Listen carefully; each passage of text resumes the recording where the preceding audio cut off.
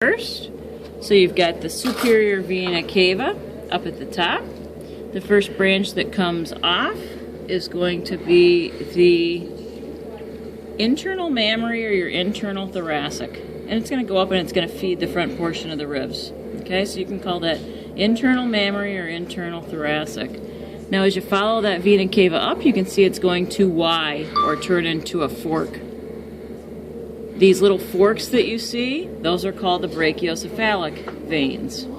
Coming off brachiocephalic vein, you have a short little piece that goes down to the vertebral column. That's going to be your vertebral vein that you see right there. Now after the vertebral vein comes off,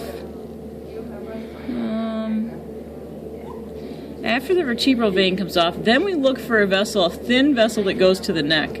And I'm going to assume that this is one of your internal jugular veins. So a thin blue vessel that goes to the neck is the internal jugular vein. The thick vessel that goes more laterally is going to be the external jugular vein. If you follow that external jugular vein up, right where the trachea is starting, I know it's kind of pinkish, but this should be a bright blue vessel right here.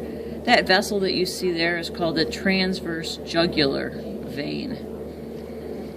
Now if I go into the shoulder, let's see if I can grab it over here from you. If you go into the shoulder, there is a vessel that is coming off the external jugular.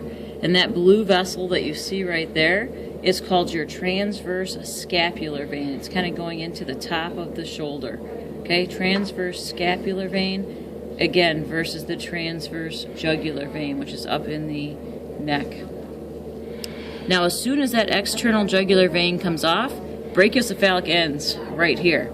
Now that blue vessel that continues out into the arm, kind of by the rib cage right here, from right here to right here, just that short little piece is known as the subclavian vein. That subclavian vein, you can see very shortly after it starts, it branches into two pieces that you see right there.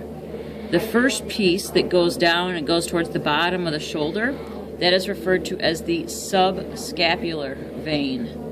The continuation, as it goes into the arm, this is the armpit area, and you remember that regional term for the armpit area was the axillary. This is going to be the axillary vein.